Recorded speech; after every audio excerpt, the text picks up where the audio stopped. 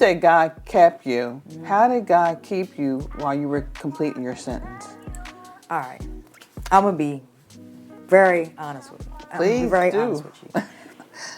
When I got to prison and, went into those doors right before that, my family, we're religious, we're God-fearing people. We like that. And we did a lot of praying. We fast. We did everything. So when I got to prison, I'm like, hold on, God, I didn't read your word. I didn't fast. Why am I in this situation? So I kind of went off from God a little bit. Like me and him had a little rough patch.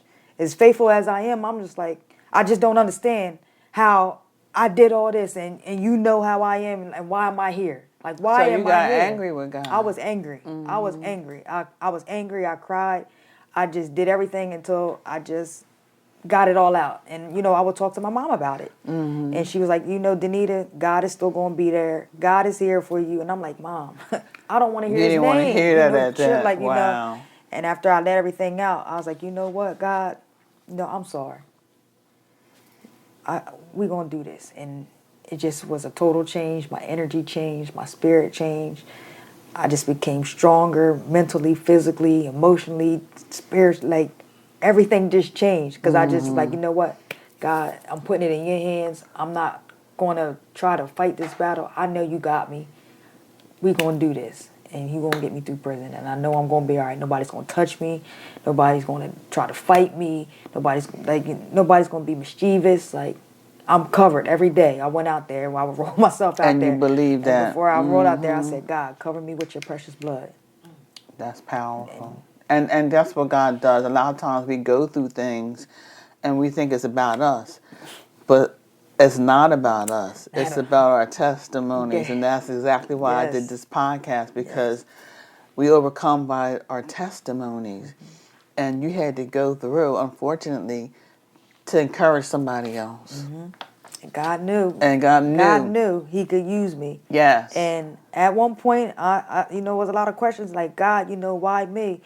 But after I got in it and I just became faithful, it's like, God, I know why you chose understand. me. I know why you chose me, because I can do it. I didn't think I could do it, but you knew I could do it.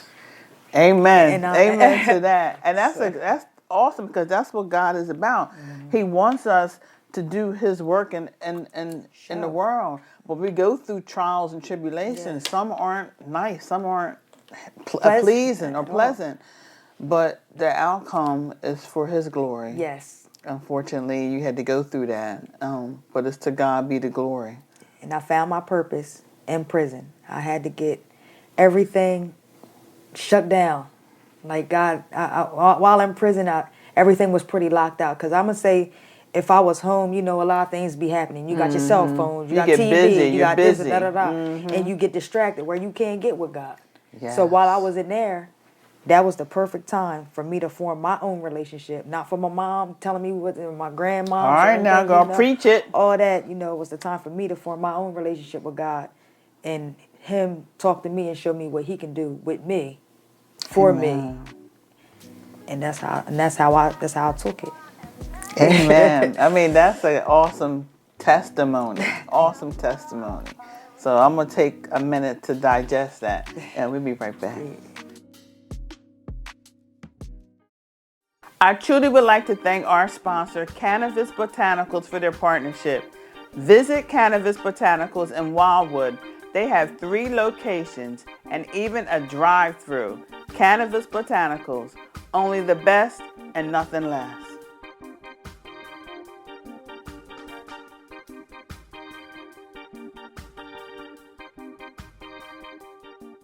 Let's talk.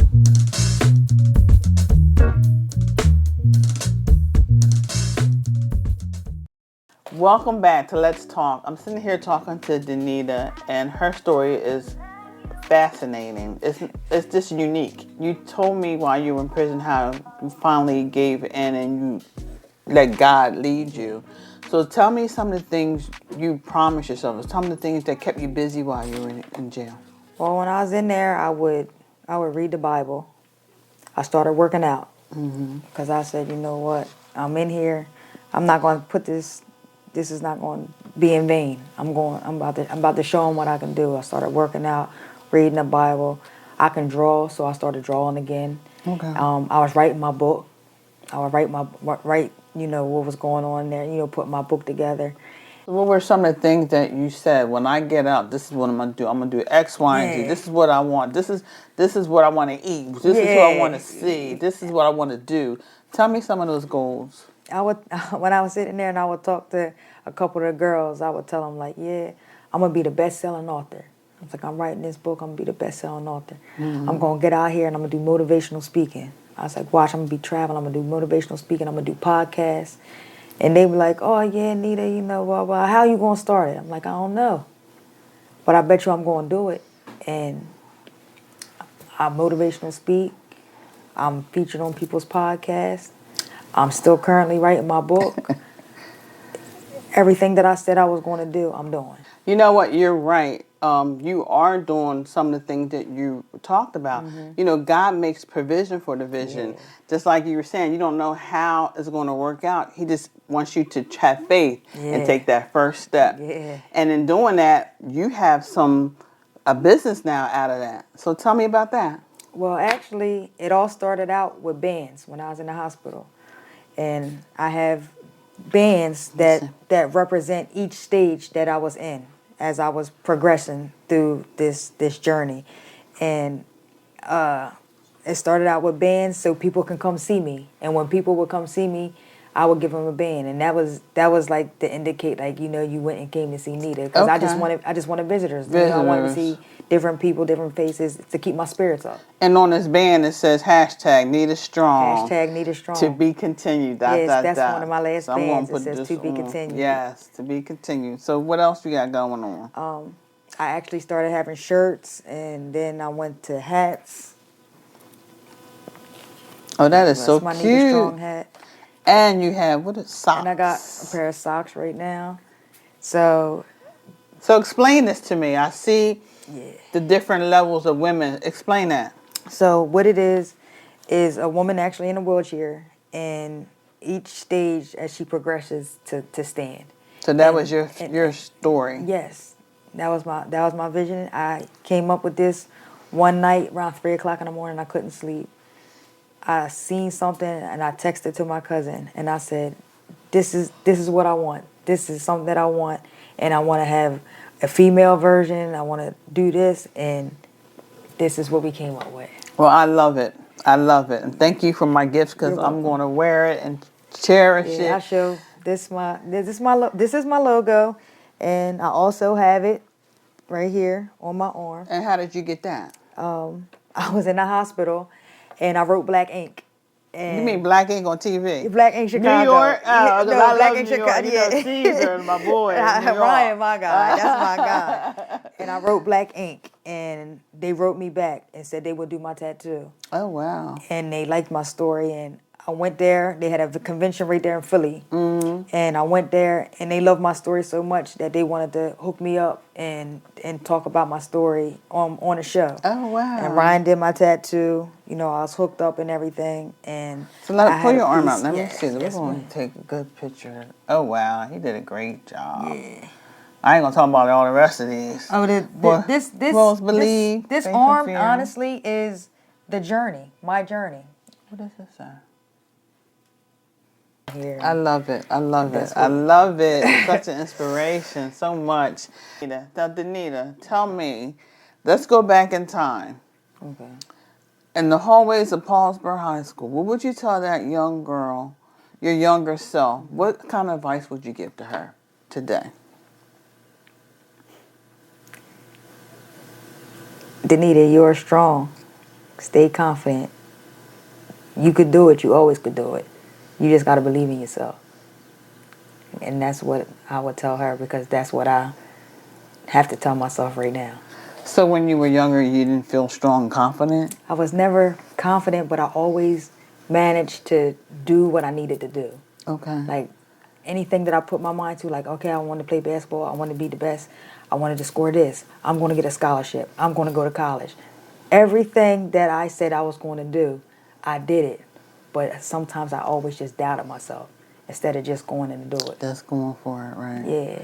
Well, that's what God is calling you to do now. He said, DNita, I got you. Yeah. Go for it. I Go got for your it. back. If God got your back, if God before you is more than the world against you. Yes, it is. So you keep striving to go towards your goals. And I Thank you. appreciate you sitting here and Thank telling me you. your story, sharing your Thank you. story. Thank you. It was interesting to hear everything that you've been through, some of the obstacles that you overcome. A lot of setbacks and yeah. progression and setbacks, but I'm here now. Right, to God be the glory. Thank To God God you're be the here, glory, but He yes. kept you for a purpose. Yes, He did. And it's to share your testimony to encourage somebody else who might be going through something Yes. or the same situation to know that you can overcome it and to have faith. Yes, He did. Tell me what advice you would give to a woman who's incarcerated or who's ready to be let out. What advice would you give to this woman? I understand you're going to be fearful, nervous, but I'm not going to tell you that it's going to be easy. But you have to put your right foot out. You got to keep going. Don't let nothing stop you. You completed one of the hardest parts of your life. Prison is no joke.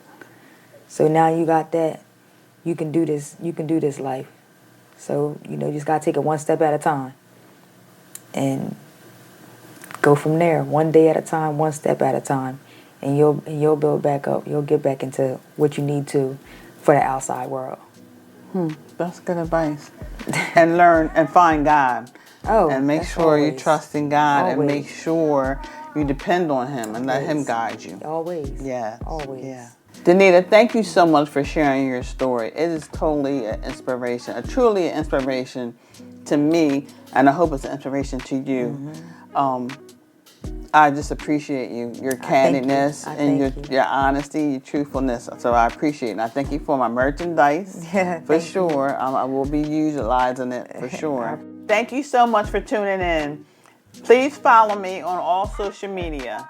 If you're interested in being a guest, please email me at letstalkwithkrisroc@gmail.com. Until next time, let's talk real soon.